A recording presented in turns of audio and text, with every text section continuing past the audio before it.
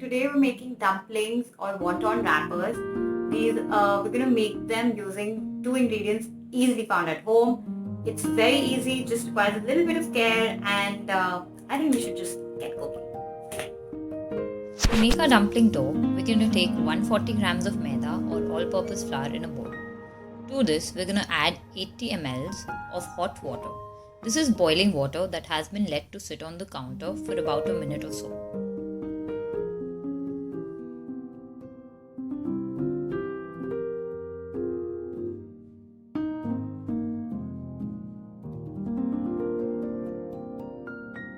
We're going to mix this till we get a clumpy mixture. After which we're going to hand knead the dough.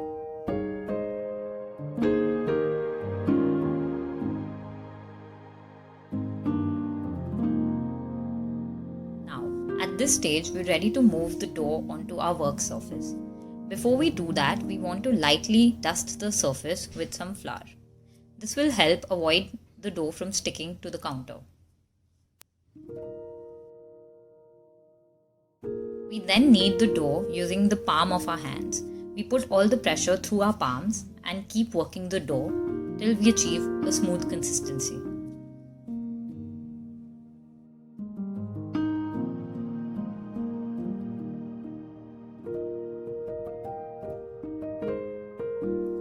After working the dough for roughly 5 to 7 minutes, we're going to achieve a smooth texture on our dough.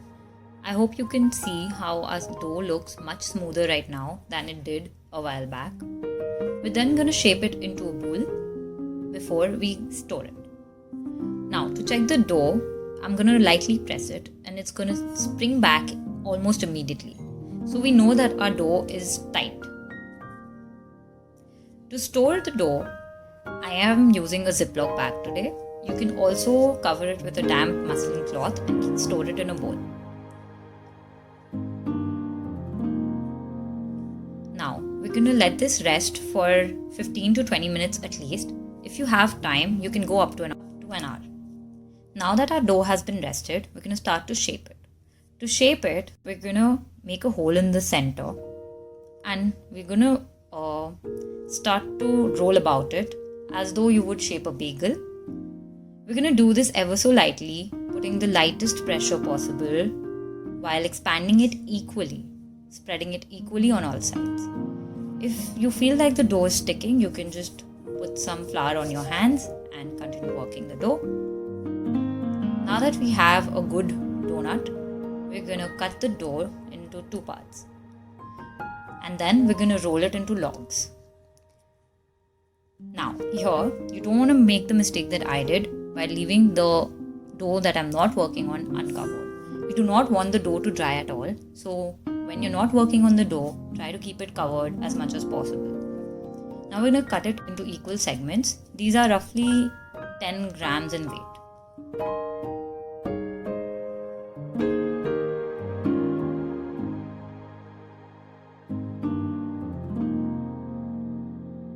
Now, to roll the dough, we're going to make it like a chapati, but we're going to use very light pressure. If you will use a lot of pressure, the dough is going to stick. And whenever you feel the need, you can dust your surface with some flour to avoid it from sticking. Now, the dough, you can roll it like this and then you can start to thin out the edges, especially if you're using it immediately. When we thin out the edges, it helps us when we're making the dumpling finally, because then the top is not too thick as well.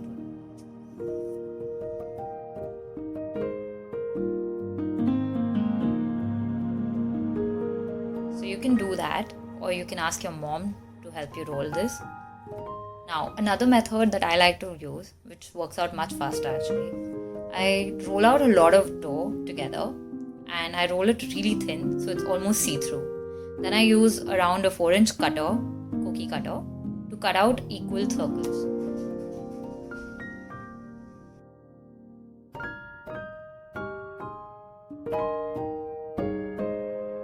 I know the ones I have to make for dinner, so I'm just gonna cover them and roll them out later. But for the ones that I do want to store in the freezer for longer, I'm gonna stack it and store it in a zip seal bag.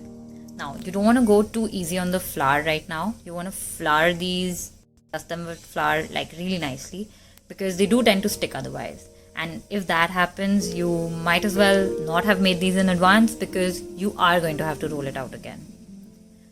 For my stacks, I don't like to stack a lot of them together, like maybe a pile of 5 to 6, because otherwise the weight of the ones above does tend to press down on the ones below.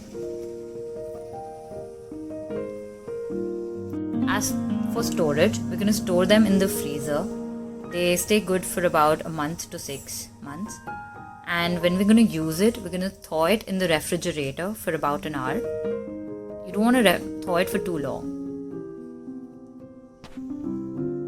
So that was it, guys. That was the easy dumpling recipe. I hope you enjoyed that. In case you did, please like, share, subscribe. We're a new channel, so we really need the help. And these are really easy to make. They stay good for a really long time. You can freeze it for up to 6 months and it'll stay good. No issues there. So yes, do give it a try. If you have any questions, leave them down in the comment section below and I'll try to answer them all.